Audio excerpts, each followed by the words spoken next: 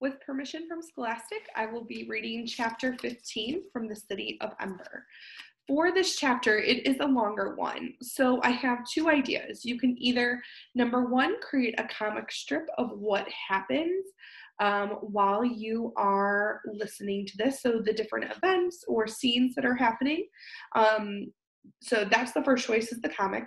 The second choice is that you could create a timeline of the events in this chapter, okay? Like I said, it is a little bit of a longer one, so I wanted to give you kind of two options for a reading strategy here so that you could pick whichever one you're more comfortable with. Again, we're going to get started with chapter 15, A Desperate Run. But this can't be right, said Dune. If the river is the only way out of Ember, why is there just one boat? It's only big enough for two people. I don't know, said Lena. It is strange. Let's look around some more. They stood up. Dune went back to where they'd left the boxes and got another candle. He brought it into the boat room and lit it, and the room grew twice as bright. Right away they saw what they hadn't noticed before. In the back wall was a door, almost as wide as the whole room. When they went up to it, they could see that it too was a sliding door. Dune took hold of the handle that was on the right and pulled sideways, and the door rolled smoothly open to reveal more darkness. They stepped in. They could guess from the echoing sound of their voices when they spoke that they were in a tremendous room, though the ceiling was low. They could see it just over their heads. The candlelight glinted off something shiny, and as they went in farther, they could see that the room was filled with boats, row upon row of them, all just like the one in the first room. There must be hundreds, Lena whispered. Enough for everyone, I suppose, said Dune. They wandered around a bit, but there wasn't really much to see. All the boats were the same. Each one contained 2 metal boxes and 2 paddles. The room was cold and the air felt heavy in their lungs. The candle flames burned weakly, so they went back to the small room and slid the door closed behind them. I guess, said Lena, that this first boat is meant as a sort of sample. We learn what's what on one that has signs, boat, paddles, candle, matches. They went back out to the river's edge. Lena blew out her candle and began closing up the boxes they'd opened. Dune blew out his too. I'm going to take my candle with me, he said, to look at later. I want some matches as well. He took a packet of matches from the box and tucked it inside his shirt. Lena returned the boxes to the boat room and slid the door closed. Then she and Dune stood together on the ledge and gazed down. Less than a foot below, the river rushed by. A short distance downstream, it plunged into the dark mouth in the wall and disappeared. Well, he said, we found it. We found it, Lena repeated, wonderingly. And tomorrow, at the start of the singing, said Dune, we'll stand up in Harkin Square and tell the whole city. When they came up out of the pipeworks, it was nearly 6 o'clock. They hadn't realized they'd been down there so long. Both June's father and Mrs. Murdo would be wondering where they were. They stood for a moment under a lamppost, just long enough to agree on a time to meet the next day and plan their announcement. Then they hurried home. When June's father asked why he was so late, he said his song rehearsal had gone long. He wanted to shout it out to his father, we found the way out, we're saved. But he held himself in for the sake of his moment of glory. Tomorrow, when his father saw him on the steps of the gathering hall, he would be so overcome with surprise and pride that he would go weak in the knees, and the people standing next to him would have to catch him and hold him up. And the announcement about the thieving mare, that would probably happen tomorrow too. Dune had almost forgotten it in the excitement of finding the boats. The mare's arrest and the city's rescue both at once? It was going to be an amazing day. Racing thoughts kept Dune awake until almost morning. The day of the singing was a holiday for the entire city. All the stores and other businesses were closed. This meant that Dune didn't have to go to the pipeworks. His father didn't have to go to his shop either, but he was going to go anyhow. If he wasn't in his shop fussing with his merchandise, he didn't know what to do with himself. Dune dawdled over his breakfast of carrot sticks and mashed turnips, waiting for his father to go. He wanted to get ready for the journey down the river. They probably wouldn't leave for a few days. He and Lena would make their announcement tonight, and people would need time to get organized before they could leave the city. But he was too excited to sit around doing nothing. As soon as his father left, Dune slipped the case off his pillow. I'll start that over. Sorry about my dogs. As soon as his father left, Dune slipped the case off his pillow. This would be his traveling pack. He put in the candle and the matches. He put in the key he'd borrowed from the pipeworks office. He put in a good-sized piece of rope that he'd found at the trash heaps and had been saving for years, and a bottle for water. He put in an ancient folding knife that his father had given him, which had come down through the generations of his family, and which he used to chop off his bangs when they got so long they tickled his eyelids. He put in some extra clothes in case he got wet, and some paper and a pencil so that he could write a record of the journey. Along with these things, he crammed in a small blanket, might be cold in the new city, and a packet of food, 6 carrots, a handful of vitamins, some peas and mushrooms wrapped in a lettuce leaf, 2 boiled beets, and 2 boiled turnips. That should be enough. Surely, when they got where they were going, the people who lived there would give them something to eat. He tied the top of the pillowcase in a knot, and then he untied it again. He might want to add something else. He stood in the middle of the apartment and looked around at the jumble of stuff. There was nothing else here that he wanted to take with him. No, there was one thing. He went back into his room. From beneath his bed, he pulled out the pages of his bug book. He leafed through it. The white spider, the moth with the zigzag pattern on its wings, the bee, striped brown and yellow on its rear end. He looked at his drawings for a long time, memorizing their beauty and strangeness. Tiny fringes of hair, minute claws, jointed legs. Should he take these with him? There might not be creatures like this where they were going. He might never see such things again. But no, he'd leave it behind. His pack should be small and light. He put the bug book back under his bed and pulled out the box where he kept the green worm. He drew back the scarf to check his captive one more time. Several days before, the worm had done a curious thing. It had wrapped itself up in a blanket of threads. Since then, it had hung motionless from a bit of cabbage stem. Dune had been watching it carefully. Either it was dead, or it was undergoing the change that he'd read about in a library book, but could hardly believe was true. The change from a crawling thing to a flying thing. So far, the bundled up worm had shown no signs of life. But now he saw that it was wriggling. The whole wrapped up bundle, which was shaped like a large vitamin pill, bent slightly from side to side, then was still, then bent back and forth again. Something was pushing at the top end of it, and in a moment, the threads there split apart and a dark, furry knob emerged. Dune watched, holding his breath. Next came 2 hair-like legs, which clawed and plucked at the blanket. In a few minutes, the whole creature was out. Dune smiled. The creature's wings were crushed flat against its body at first, but soon they opened, and Dune saw what his green worm had become, a moth with light brown wings. He lifted the box and carried it to the window. He opened the window and held the box out into the air. The moth waved its fluttery feelers and took a few steps along the wilted cabbage leaf. For several minutes, it stood still, its wings trembling slightly. Then it fluttered up into the air, rising higher and higher, till it was just a pale spot against the dark sky. Dune watched until the moth disappeared. He knew he had seen something marvelous.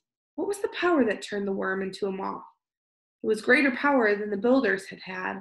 He was sure of that. The power that ran the city of Ember was feeble by comparison, and about to run out.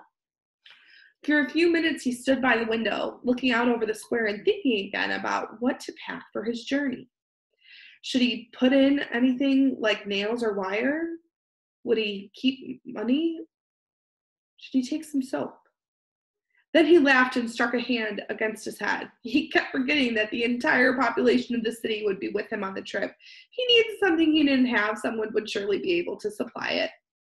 So he tied a knot in his pillowcase and was about to close the window when he caught sight of 3 burly men wearing the red and brown uniform of the city guard striding into the square. They stopped and looked around for a moment. Then one of them confronted old humpback Mammy Proggs, who was standing not far from the entrance to the small item shop. The guard towered over her, and she twisted her head sideways and squinted up at him. June could hear the guard's voice clearly. "We're looking for a boy named Harrow." "Why?" said Nanny. "Spreading vicious rumors," was the answer. "Do you know where he is?" Nanny hesitated a moment, and then she said, "Went up to the trash heaps just a minute ago." The guard nodded curtly and beckoned to his companions. They marched away. "Spreading vicious rumors?" June was so stunned that he stood as still as stone for a minute. What could they possibly mean? There was only one answer. It had to be about what they had told the assistant guard about the mare. Why were they calling it a vicious rumor? It was the truth. He didn't understand it. He did understand, though, that Nanny Proggs had done him a favor. She must have seen that the guards meant him no good. She had protected him, at least for the moment, by sending the guards to the wrong place. June forced his mind to slow down and think. Why did the guards think he and Lena were lying? Obviously, they hadn't investigated the room in Tunnel 351. If they had, they'd have known he and Lena were telling the truth.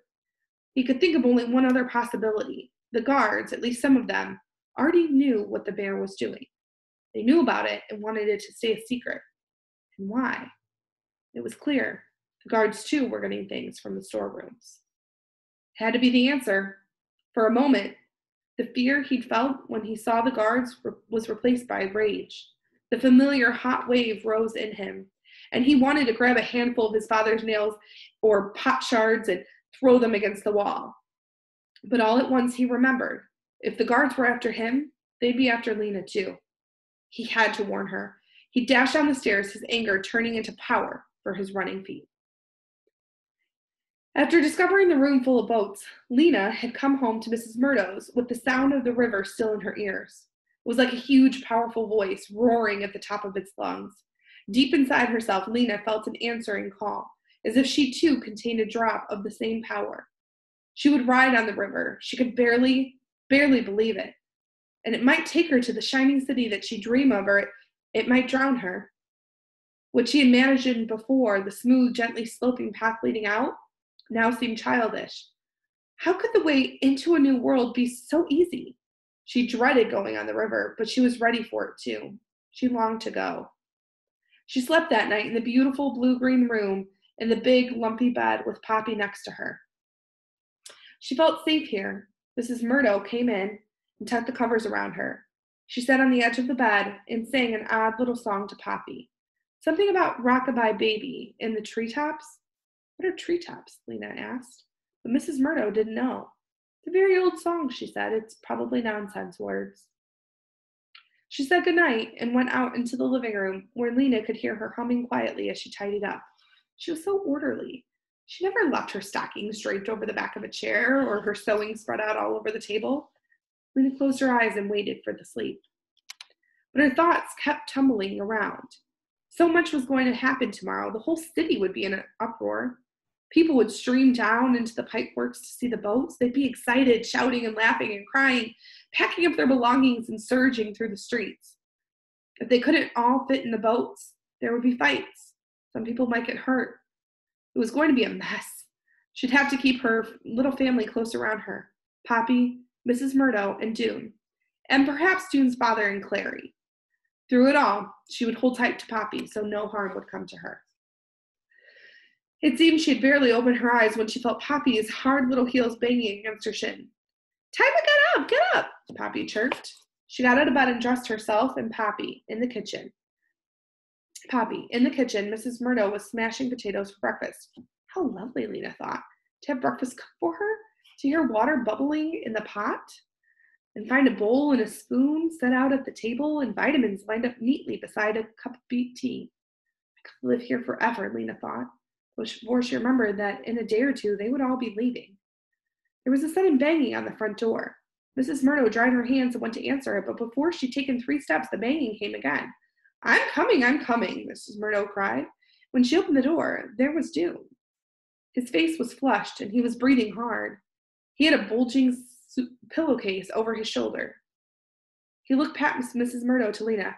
I have to talk to you, he said. Right now, but he threw a doubtful glance at Mrs. Murdo. Lena scrambled up from the table. In here, she said, towing him toward the blue-green room. When she had closed the door, Dune told her what had happened. They'll come for you too, he said. Any minute, we have to get out of here. We have to hide from them.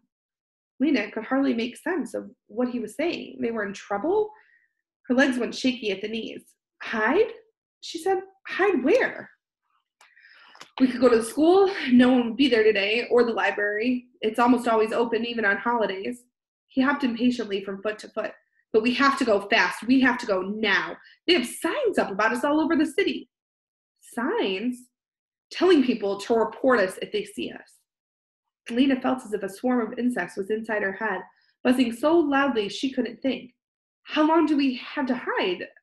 All day? I don't know. We don't have time to think about it. Lena, they could be outside the door this minute. The urgency in his voice convinced her. On the way through the living room, she gave Poppy a quick kiss and called, Bye, Mrs. Myrtle. We have some emergency work to do. If anyone comes asking for me, just say I'll be back later. They were down the stairs before Mrs. Myrtle could ask any questions. Once in the street, they ran. Where to? Lena said. The school, June answered. They took Greystone Street, staying within the shadows as much as they could. As they passed the shoe shop, Lena saw a piece of white paper stuck up on the window. She glanced at it, and her heart gave a wild jump. Her name and Dune's were written on it in big black letters. June Harrow and Lena Mayfleet, wanted for spreading vicious rumors. If you see them, report them to Mayor's Chief Guard. Believe nothing they say. Reward. She snatched the poster off the window, crumpled it up, and tossed it into the nearest trash can. In the next block, she tore down 2 more, and June ripped off one from the lamppost. But there were too many to get them all, and they didn't have time to waste. They ran faster. On this holiday, people slept late, and because the stores were closed, the streets were nearly empty. Still, they took the long route all the way out by the beehives to avoid Spark Swallow Square, where a few people might be standing around and talking. They ran past the greenhouses and up Deadlock Street. As they crossed Ninth Street, Lena glanced to her left. 2 blocks away, a couple of guards were crossing to Green Gate Square. She tapped June's shoulder and pointed. He saw, and they ran faster. Had they been noticed? Lena thought not. They would have heard a shout if the guards had seen them. They got to the school and went in through the back door. In the wide hallway, their footsteps echoed on the wooden floor. It was strange to be here again, and to be here alone, without the clatter and chatter of other children. The hallway, with its 8 doors, seemed smaller to Lena than it had when she was a student, and shabbier. The planks of the floor were scuffed gray, and there was a cloud of finger smudges around the doorknob of every door. They went into Miss Thorne's room, and, out of habit, sat in their old desks. I don't think they'll look for us here, said June. If they do, we can crawl into the paper cabinet. He set his pack down next to him on the floor. For a while, they just sat there, getting their breath back. They hadn't turned the light on, so the room was dim. The only light came from beneath the blind over the window. Those posters, Lena said after a while. Yeah, everyone will see them. What will they do to us if they catch us? I don't know. Something to keep us from telling what we know. Put us in the prison room, maybe. Lena ran her finger along the B carved in the desktop. It felt like a very long time since she'd last sat at this desk. We can't hide here forever, she said. No, said June, just until it's time for the singing. Then when everyone is gathered in Harkin Square, we'll go and we'll tell about the boats and the mayor, won't we?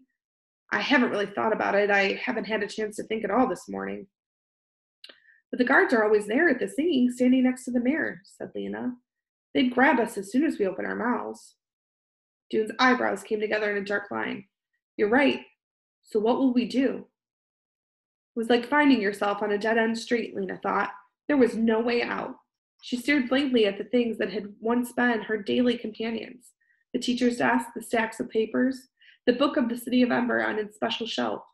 The old words ran through her head. There is no place but Ember. Ember is the only light in the dark world. She knew now that this wasn't true. There was someplace else, the place where the boats would take them. As if June had read her thoughts, he looked up. We could go. Go where? She said, though she knew right away what he meant. Wherever the river leads, he said. He gestured to the pillowcase sack. I packed up my bag this morning. I'm all ready. I'm sure I have enough for you, too. Lena felt her heart shrink a little. Go by ourselves? She said, without telling anyone. We will tell them. June was on his feet now. He went to the cabinet and got a sheet of paper. We'll write a note explaining everything. A note to someone we trust. Someone who will believe us. But I can't just leave, said Lena. How can I leave Poppy and not even tell her goodbye? Not know where I'm going, if I'm ever going to come back. How could you go without saying goodbye to your father? Because, June said, once they find the boats, the rest of Ember will follow us. It's not as if we're leaving them forever. He strode across the room and rummaged in Miss Thorne's desk. Who shall we write the message to? Lena wasn't sure about this idea, but she couldn't at the moment think of a better one. So she said, we could write it to Clary. She's seen the instructions. She'll believe what we say, and she lives close by, just up Torque Square. Okay, said June. He pulled a pencil from the desk drawer. Really, he said, this is a perfect idea. We can get away from the guards and leave our message behind us, and we can be the first ones to arrive in the new city. We should be the first. We're the ones that discovered it. Well, that's true, Lena thought for a moment. How long do you think it will take before the rest of them find the boats and come? It's a lot of people to get organized. She numbered on her fingers the things that would have to happen. Clary will have to get the head of the pipeworks to go down with her and find the boats. Then she'll have to make the announcement to the city. Then everyone in Ember will have to pack up their things, troop down to the river, get all those boats out of that big room and load themselves in. It could be a big mess, June. Poppy will need me. She pictured frenzied crowds of people and Poppy, tiny and lost among them. Poppy has Mrs. Murdo, said June. She'll be fine, really. Mrs. Murdo is very organized. It was true. The thought of taking Poppy with her on the river, which had darted into Leah's mind, darted out again. I'm only being selfish, she thought, to want to have her with me. It's too dangerous to take her. Mrs. Murdo will bring her in a day or two. This seemed the most sensible plan, though it made her so sad that it cast a shadow over the thrill of going to the new city. What if something goes wrong, she said. Well, nothing will go wrong. It's a good plan, Lena. We'll be there ahead of everyone else. We can welcome them when they come. We can show them around. June was bursting with eagerness. His eyes shone and he jiggled up and down. Well, all right then, she said. Let's write our message then. June wrote for a long time. When he was finished, he showed what he'd written to Lena. He'd explained how to find the rock with the E, how to go down to the boat room, even how to use the candles. It's good, she said. Now we have to deliver it. She paused a moment to see if she had any courage inside her. She found that she did, along with sadness and fear and excitement. I'll deliver it, she said. I'm the messenger after all. I know back ways to go, where no one will see me. An idea struck her. Dude, maybe Clary will be home. Maybe she would keep us safe and help us and tell us what to do, and we won't have to leave right away. June quickly shook his head. I doubt it, he said. She'll probably be with her singing group getting ready. You'll just have to leave the note under her door. Lena could tell from his tone of voice that June didn't really want Claire to be home. She supposed he had his heart set on their going down the river by themselves. June glanced up at the clock on the schoolroom wall. It's a little after 2, he said. The singing begins at 3. After that, everyone will be in Harkin Square and the streets will be empty. I think we can get to the pipeworks safely by then. Why don't we leave about 3:15? You still have the key? June nodded. So, after I've delivered the note to Clary, I'll come back here, said Lena. Yes, and then we'll wait until 3:15 and then we'll go. Lena got up from the cramped desk and went to the window. She moved the blind a little and peered out. There was no one in the street. The dusty schoolroom was very quiet.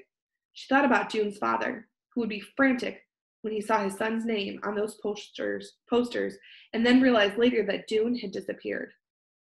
She thought about Mrs. Murdo, who might already have seen the posters, and who would be frightened if guards came looking for Lena, and terrified if Lena didn't come home by nightfall. She tried not to think about Poppy at all. She couldn't bear it. Give me the note, she said to June at last. She folded the piece of paper carefully and put it in the pocket of her pants.